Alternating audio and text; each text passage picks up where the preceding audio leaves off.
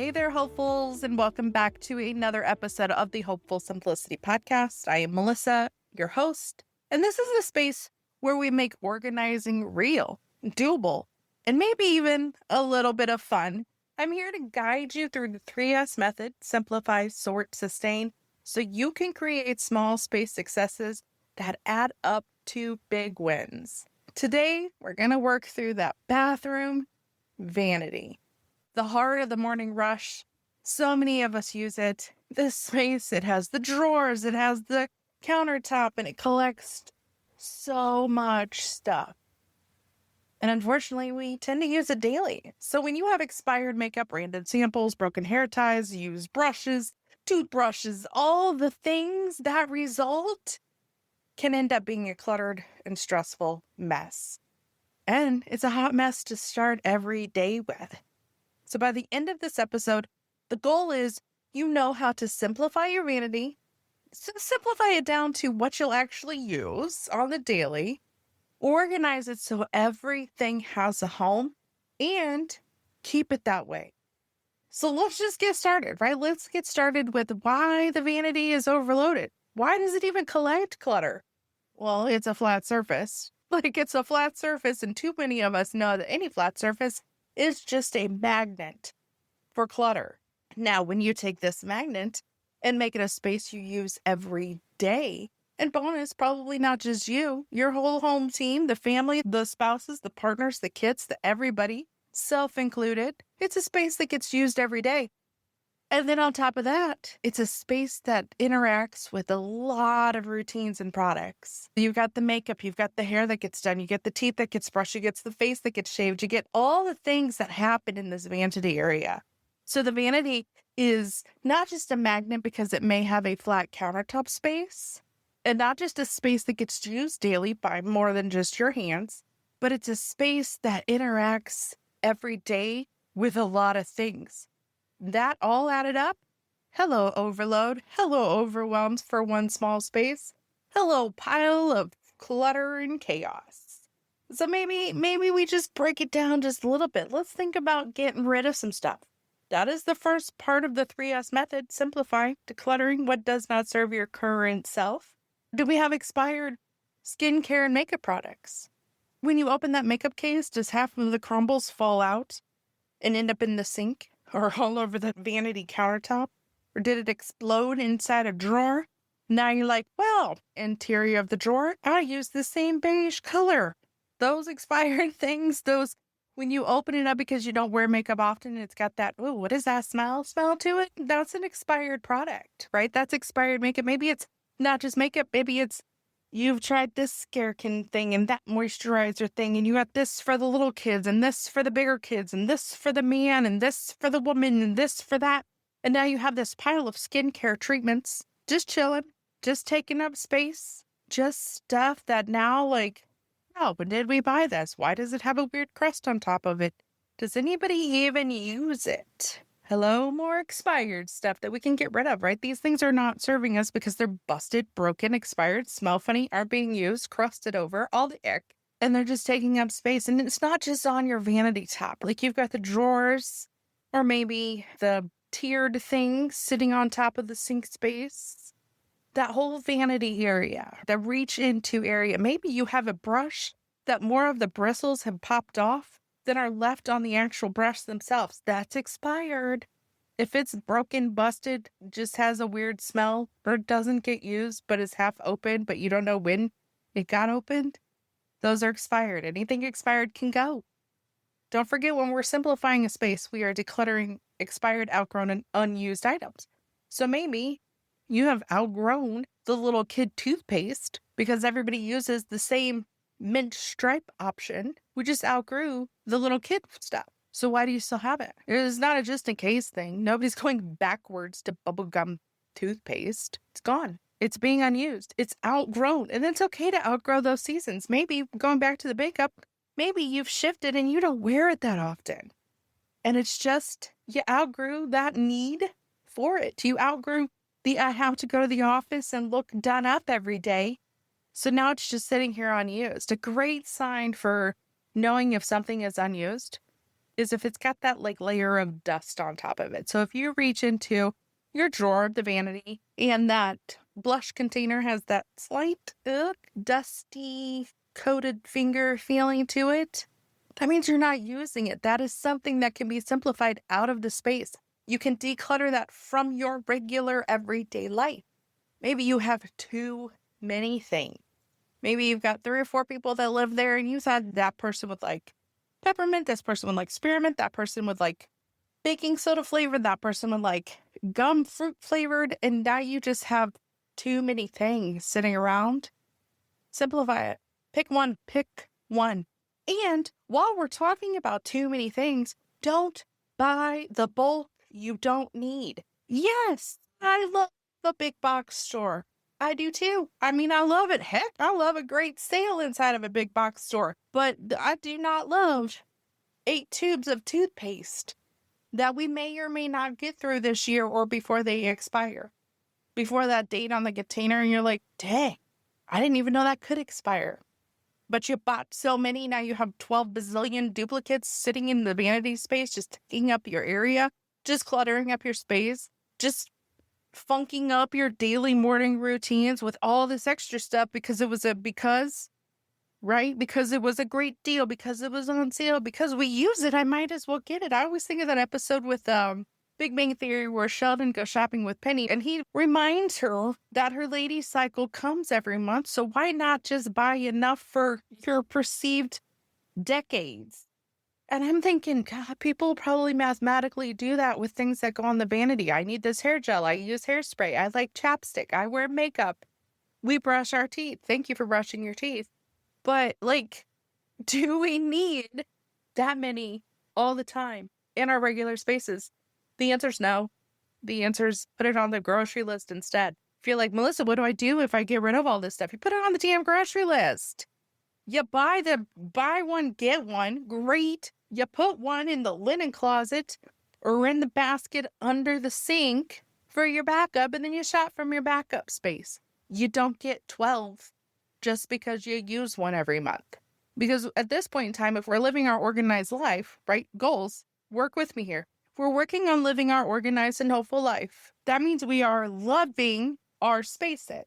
And loving your spaces means you are giving your prime real estate the value it deserves to be a daily prime real estate zone. That vanity you use every day. Somebody's going to be in it every day. Multiple products are part of it every day.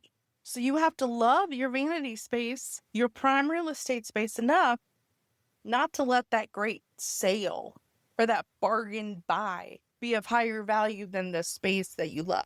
If you're loving your space, you're valuing your prime real estate, the rest of it is like, that is a great buy. It's just not one I'm going to participate in. And tomorrow morning is going to be more peaceful because you haven't brought more clutter in. You have to kind of reframe your mindset to be like, okay, this is a vanity space. Yes, I need the things I use every day within reach. Yes, I'm going to get rid of the things expired, outgrown, and unused. But also, no, I'm not going to get something just because it's a great buy. Because this is an everyday space. It's not a storage spot, right? It's not a bulk solution for when something is on sale or when something seems like a great deal. But I'll tell you right now, it is not a good deal if the sale doesn't add enough value to your space. If that sale is a better bargain than the love you have for your space, we need to reframe that mindset. Because your space and your home and your mental sanity and your calm routines is a much higher value than something on sale, than a bargain buy. So let's work on reframing that mindset and getting away from the duplicates and getting away from keeping things just in case and being actively involved in decluttering so our vanity doesn't feel overwhelmed and overloaded anymore. Now it feels organized and hopeful, or at least less cluttered as you're working through the first part of the 3S method, which is simplifying. If you're nodding along because your vanity has felt like a black hole, you're not alone. With imagining opening that drawer tomorrow morning and seeing what you actually use every day, not the clutter. It's possible, friend. And if you're ready to make that possibility a reality, there's step-by-step guidance waiting for you inside the Hopeful Simplicity Library. You've cleared out the chaos. You've simplified. You've decluttered what doesn't serve you. Emptied the stuff out that's expired, outgrown, and unused. You've gotten rid of broken things. You've now eliminating the duplicates because you want to keep your space at its best. So let's talk about sorting. A great place to start, daily or occasional use. Like we were talking about earlier, that prime real estate, right? Your vanity, those top drawers, that's your prime real estate. The actual countertop spot, prime real estate. If you have organizers or the tiered things on top of your counter right by the sink handles, prime real estate. You know what's not? That third drawer down. That's not. You know what else is not prime real estate? The basket in the linen closet that you fill into those drawers with. Not prime real estate. So daily, occasional. Which way do you use it? Every day you use your toothbrush and toothpaste. Or at least I hope you do. We all hope you do. Your dentist really, really does. But you know what you don't need every day? That travel toothbrush. That travel size toothpaste. Those you don't need every day. Those are occasional. But every day, the one you brought home from the dentist 6 months ago, that's your everyday. Every day, your makeup and your makeup brushes. Your skincare product. Your face lotion and balls. Q-tips. Toothbrushes. Hairbrushes. Styling things. Grooming things. All these things that you use most of the time daily. You might not shave every day. So maybe the razor kit and the shaving cream in the second drawer. Maybe not that first drawer because it's an occasional-ish use. I use it once a week. So it doesn't need to be in my immediate grab, but in my convenient grab. Daily, occasional. You see what I'm saying? Prime real estate-ish. We want to value our prime real estate. If it's something you use every single day, it needs to have that priority. Now, in most spaces, it's from hip to eyes is that prime real estate. So if you're standing in the bounty, it's that countertop and that first drawer or anything on the countertop. It's the prime real estate. That's the I'm reaching here for. So once you've established where your prime real estate is, we're going to start sorting. We're going to sort it by function, by category, zone. Pick whichever word works for you. I like to do it by function and person of use. So hear me out. If you've got your hair care section, maybe you've got a brush, you've got a comb, you've got one of those fun things that only the hairdresser can use with maybe you got some styling gel, some hairspray, some curling irons, flat irons, hair dryers, gel for the kids to use, him to use, whatever. You've got the hair care category. That's your zone. This is where all the hair care stuff is gonna live. So that's a zone, right? Like that's the function. That's the use. That's the zone of productivity hair care. Now, if there's more than just you sharing this space, which a lot of people in this community, myself included, it's more than just me sharing this space. So maybe you have a divider inside that basket or 2 dividers inside that drawer where everything to product, style, spray, gel, stick your hair goes in this section because only the boys use it. Or only the things that brush it get here. Your combs, your picks, your brushes, whatever. Or the things that style it go here. Now, if you've got those drawers divided and you want to do it parent A, parent B, kids, cool, do whatever works for you. We've got it pseudo-sorted. Everything that brushes goes here. Everything that styles goes there. So it's I don't want you to overdo it, right? So if you've got a bunch of macro organizers, those one step put away, everything might get dumped in that drawer. Mom, if you're like me and you're like, okay, and that's fine, but I'm a micro sorter, I want to find stuff in one move, you might need to put you a different basket somewhere. Don't be afraid to adjust things and sort things as you realize how they're functioning for your whole family. But as you're zoning it, start big. Remember, we're starting with the macro categories. Everybody can drop a hairbrush into a basket or a drawer. Everybody can put their toothbrushes and toothpaste in this bin. And then you can sort it down. But always start bigger. It's much easier for everybody to do that one step put away than more people to fail at doing that multiple step put away for one step retrieval. So maybe you have hair care here, grooming stuff here, face and makeup stuff here. However you want to sort it. And I know we don't all have those dream bathrooms. Heck, my bathroom doesn't even have drawers. I've got one of those 1990s bathrooms where it's just here's your vanity with 2 inches of counter space around the sink and 2 big cabinets underneath, which is 90% plumbing. Good luck. That's my vanity space. So we've maximized the doors. That is one of my prime real estates in my bathroom vanity, is hanging containers on the door for most of my hair stuff. Not gonna lie, my hair dryer goes in one. My brushes and flat iron go in another. All those extras, the picks, the travel brush, the travel size hair dryer, the combs and stuff that we use occasionally, live in a basket under the sink, which we'll get to when we talk about under the sink. But recognizing your space and zoning it for where it works for you, maybe you have to adapt your space to create zones that'll work for you. Maybe on the inside of your cabinet door, if you're like me and you don't have the drawers, you get one of those tiered hanging basket systems, and that magically becomes your drawers. All the dental hygiene goes in one, all the hair stuff goes in another, all the grooming stuff goes in another basket into that. Now you have built-in drawers-ish. But it's sorting into categories that you use every day, because now you got all the stuff that's the occasional-ish stuff out of there, right? You've decluttered what you're not using at all. You've taken stuff and rehomed it to those one-off occasional use things. And now you're focusing on sorting your vanity for daily use by function and maybe by person too. The less used stuff, those get tucked away elsewhere. Because I want you to focus on what is your prime real estate, what needs to be here for a daily use routine. And once you've established what needs to be here for those daily use routines, that's when we know, okay, this is used daily, so it needs to be within reach. Where am I going to put it? What is like with like? That's a zone in itself. Now, if you grab something, you're like, this is used not daily, that's something that gets rehomed. Tuck it under the sink, tuck it in the linen closet, tuck it in the cabinet above the toilet on that top cabinet thing that you can barely reach, that you don't really get into because you're afraid you're going to drop it when you pull it down anyway. Tuck it not in your daily prime real estate vanity zone. I'm going to hit pause for a moment and have you picture this. Approaching your vanity tomorrow and instantly finding what you are looking for.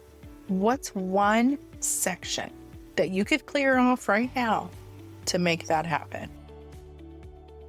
You've simplified and decluttered things permanently out of the space, or you've simplified and decluttered them to, I use this occasionally, so I've rehomed it.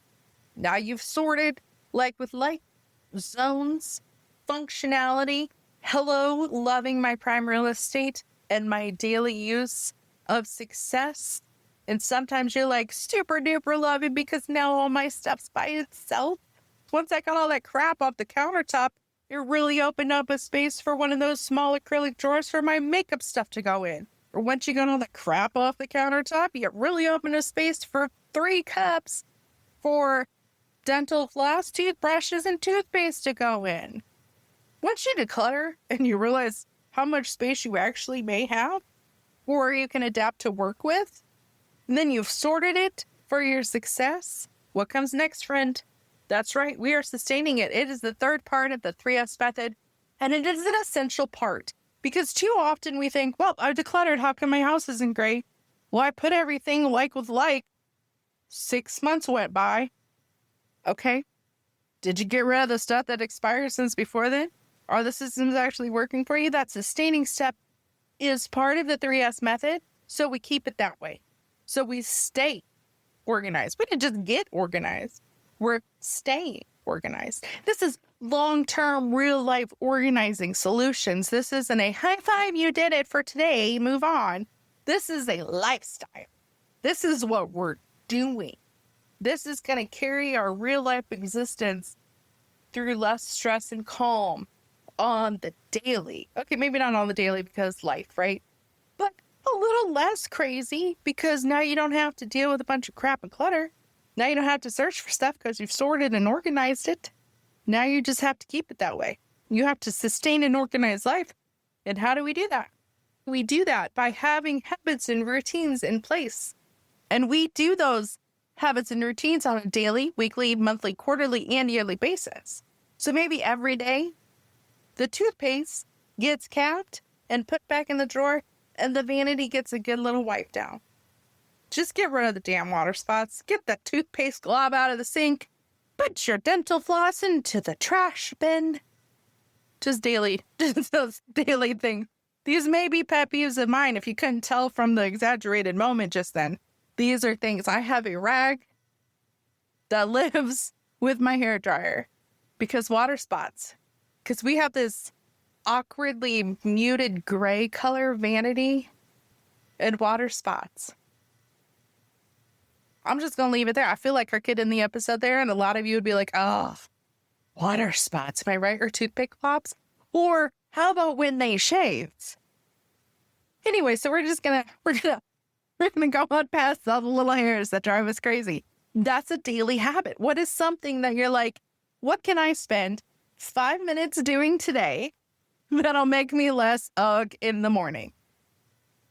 Those are just some of my daily habits. Maybe just making sure things get back.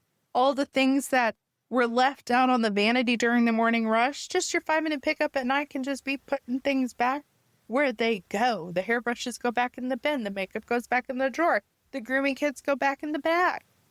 Just maybe that's part of your daily thing. Weekly thing? Probably cleaning. Let's be honest. A lot of us tend to clean the bathroom at least once a week.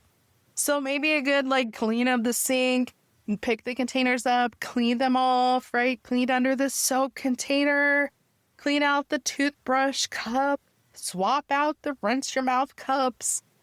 Just get rid of the stuff. Maybe the hairbrush needs to be cleaned out every week. So what's something that you can do every week? Maybe every month you do a deeper clean. You actually clean inside the drawers. Don't forget to hit the mirror too. Quarterly and yearly, when you're dealing with a space like the vanity, tends to be more of the maintenance steps. Is the drawer handle attached correctly? Is the faucet spraying straight as it's supposed to instead of everywhere? Do the handles and plug thing work on the sink? Is the mirror actually fastened to the wall? We had one of those clips break. I swear to Pete, one of those clips break, and you're like, "Whoo, that's an anxiety I didn't know I didn't want." Right? Those are the things. Those are the quarterly and yearly checks you might just do. Put the drawer back on the track. Make sure things are working how they're supposed to be is part of the sustaining step, because it's an organized life. It's not just an organized space, it's a lifestyle. Part of that lifestyle is a 6-month check-in. Every 6 months, you're going to do the 15 minutes. You're going to just do a hard, fast 15-minute declutter. You're going to do a hard and fast 15-minute sort. Is this working? Yes, but could it work better? You know what? Yeah, I have decided that my makeup can go down a drawer, but the grooming stuff can go up a drawer. Just, if it's not broke, I understand that, but could it be better? Could something be sorted for more successful moments on the day-to-day? Has something expired in the last 6 months? Has something broken in the last 6 months? Could a system be sorted better for the whole team's success? Do the habits and routines need to be assigned differently? Yeah, you know what? Mom tends to do it all. But guess what? You're teenagers now. So you're going to now actively participate. Tuesdays, you're doing the bathroom wipe down. It is what it is. You're doing the vanity cleanup.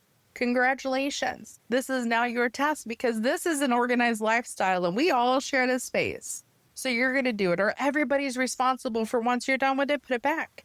If you're bringing stuff in, make sure things are going out. If you're bringing in a whole new Sephora bag, make sure that Sephora bag is being filled up and decluttered out of the space too, because we're not just magically going to sprinkle dust on this vanity space and it's bigger and got more storage. Goodness knows that would be amazing, but it's just not reality, and we are living real lives.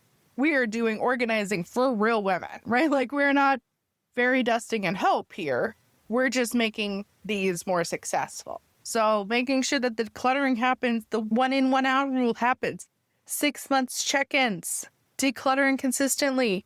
If the tube of toothpaste is empty, when you reach for the new one, the old one, the empty one, make it a habit that that gets thrown into the trash bin before the new one comes out of the storage closet. If you bought a new brush because all the bristles broke off, make it a habit that broken one gets into the bin before that new one gets unpackaged. Make it a habit before he can bring in the new Axe body spray and just set it on the counter that the old one gets tossed.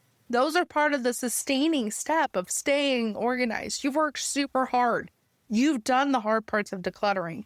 That is super hard. Setting up organizing systems that hopefully everybody is using and maintaining. It may take a bit. It may take some gentle-ish reminders like, hey, don't forget, we talked about that drawer number 2 is now yours. All your stuff should go there, right? Like my face will say it. And my son and I, we had the talk recently, like, if I'm reminding you to do something, the response is not, okay, I'll get to that. And if I'm reminding you to do it, that means I've already seen it and I've resisted the urge to do it myself because I know you're going to be pissed if I touch your stuff. And I know we agreed that we would both work on this. Just so if I'm reminding you, now's the moment, right? Like we had that ugly talk. It was like, you may not agree with this, but if you want me less stressed, this is one of the steps to get there. I know they're not going to be like, I can't wait to clean up my own toothbrush. I can't wait to take care of the glob I dropped in the sink. Why? I wouldn't. If somebody else has been doing it this whole time, I'm not going to be like, yay, I can't wait to do more work myself. However, if us moms are like, I would really like to sit down and build this puzzle with you, but the mess in the bathroom is taking up a lot of my headspace. I'm going to need you to step up your game. We need to do this together because we are sharing the space because we both have products in there and we need to sustain it. Yeah, you and I, we may be the ones decluttering. You and I may be the ones setting up the systems. Don't forget to put labels. And you and I may be the ones that have to adjust the systems in 6 months. So we realize, okay, that wasn't really working. What can we do differently?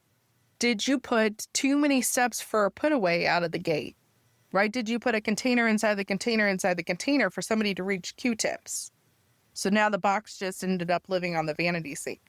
Did you put solid color drawer system on top of the vanity for his, hers, and theirs, but no labels were in place? So now it's too many steps, so everything just lives on top. That's part of the sustaining step. We're like, oh, this isn't working. Why is this not working? What can we adjust to make it work? Hello, 6-month check-in, winning. That's the sustaining step. It's not like, well, I did it. It just didn't work. I'm messy. No. And it's also like acknowledging like, you know what? We clean the vanity every week, but I think it needs to be done twice a week. Or, I clean out the sink every night, but I really don't think I have to every night because now we're all better at doing the rinse as we go, right? Because those habits can shift and change. Just like our lives shift and change, the sustaining step makes us check in with it, in with the space, in with our systems, in with our stuff. And then once we've checked in with it, can be like, dang, that was pretty good. Great job, us. What's my next small space success? Your vanity space should make your mornings easier, calmer, not more difficult. By simplifying down to what you actually use, sorting into functional zones, and sustaining the space with habits and routines, you're going to turn this clutter-catching zone into a calm daily routine.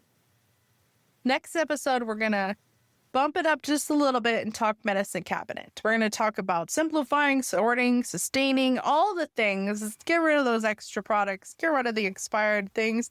Make that space not just simplified, but a little more hopeful and organized too. Now, don't forget to download the free Core 4 Declutter Challenge. It's linked in the show notes. And if you're ready for more audio guidance, like through each small space of your home, you can find those details inside the Hopeful Simplicity Library. You get a month for free, and then it's $9 from there. That's it for this episode. Until next time, stay hopeful.